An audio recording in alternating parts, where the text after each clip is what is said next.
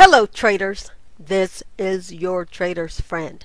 Thank you for joining me today for another video. I am so glad you could be here with me. Guys, just want to share a new strategy that I'm trying out, and I suggest if you try it out with the minimum amount of your live account, or either do it on a demo and do it for at least a day or maybe a week until you become comfortable with the whole concept. This is the Euro USD on the 1 minute time frame. And a lot of times we have swinging market, and what you have before you is the Euro USD on the 5 minute and the Euro USD on the 1 minute. I wanted to show you both so that you can kind of see where our trend is going on the 5 minute time frame. You can see that we are clearly in a bearish trend, and you can see the difference. This is our daily resistance, daily support. This one I think came from the hourly time frame. I know the red ones, this was where we were hourly way this morning, and then we were between this trading range for a while. Last night, early this morning, early European session, so that's what that is. And you can see here that it's been a method that I've been using in on the 10, kind of out on the 10 thing. But one of the things that I've been doing in the 10, and it makes your stop loss much tighter, is I have been moving, and you can see where it was that I was in the last trade, where I was moving my stop loss above the previous candle, and I got out on this candle because we had such a huge drop and I had enough profit. But this is the thing, if you choose to trade this method, and this is actually yesterday's level of support, this was the support level on the hourly time frame before you got here, and you see we've fallen through yesterday's support, so that's what all that is. And again, this was my moving stop loss, this yellow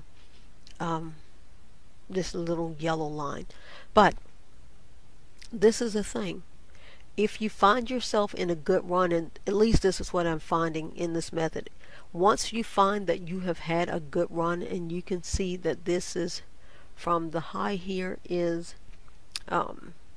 142.68, and you can already see that we are in a bearish run, and the low down here is 1.4197. Now this is the thing, once you get a good run like that, you want to wait for a little while, because usually what you find is once you have a run, you get into this kind of, and this is a better example of it, you get into this kind of choppy price action before you can get another little tiny run. But once you get a really good run, then it's best to wait a few minutes to see if you're going to resume that same trend, or if you're going to get a bounce. So here you have a little bounce, chances are it'll move up and down, but you can see that overall you're in a bearish trend, and it actually may reverse on you.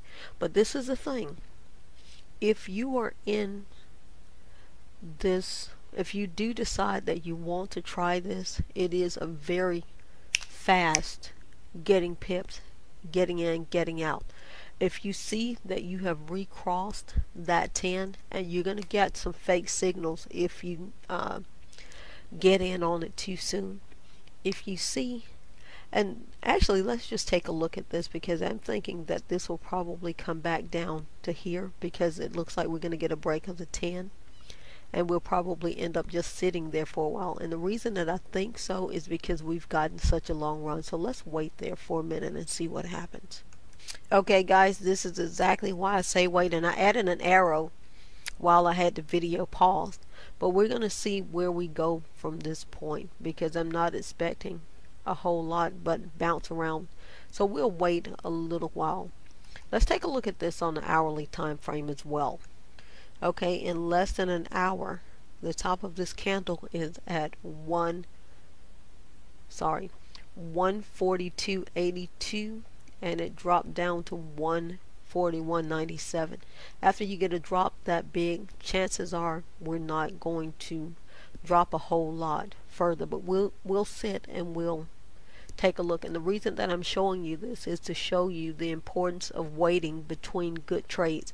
Once you get a good run, just say you're taking this on the hourly time frame and you're moving your stop losses accordingly.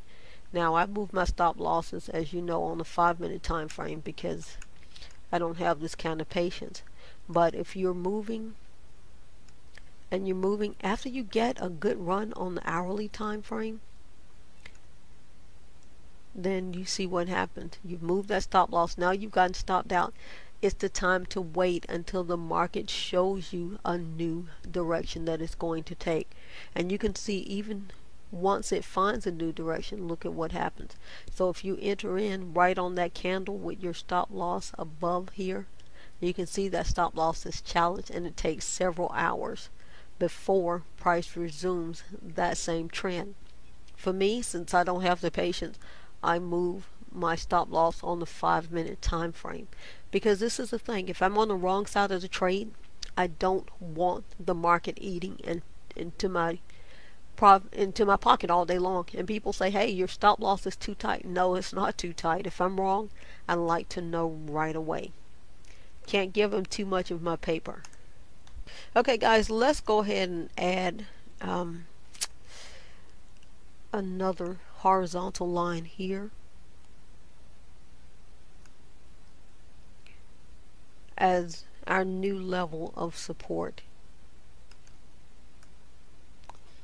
And we are about 5 minutes from the new hour. But guys, I just wanted to show you that once you get a really good ride in the market, what you're gonna get is just this kind of choppy in and out kind of price action. Now we may break below that support coming from the next hour, but if we break it, chances are we're gonna bounce back up before we get a valid breakdown.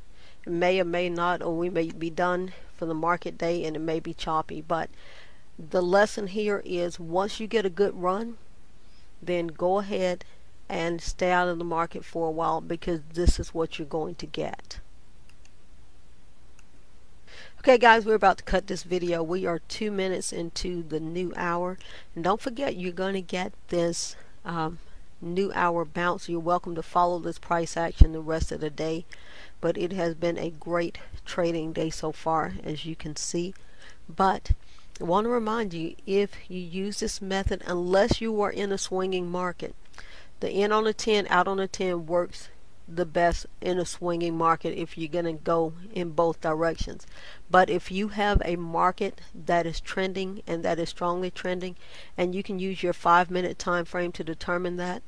But if you have a market that is trending, then you want to wait for opportunities to go in harmony with that trend, because these bounces a lot of times are tricked. And I know I said something before I paused the video that it sounded like an absolute. Let me say this: there are no absolutes in the market. There are no absolutes in the market. And a lot of times, if you get in a situation where you have broke the previous day's support or resistance, then you oftentimes get a bounce. Usually, or let's say sometimes. But once you get a bounce, wait a little while. Or once you get the break, wait a little while to see what's going to happen with that bounce. Whether or not you're going to bounce off because you are in a range-bound market, or whether you're going to come back and re-break. Once you get that second re-break, then a lot of times you're in for a pretty good safe ride, as you see right here. But once you've gotten a good ride, try not to be too greedy, because then you're going to get this kind of situation where you're just kind of on a roller coaster ride for a little bit. So once you get a good ride, go do something else. Go have lunch or something like that. And I'm about to take lunch, and that's why this video is ending. But guys, you can absolutely do this. You can be successful at Forex. Have a terrific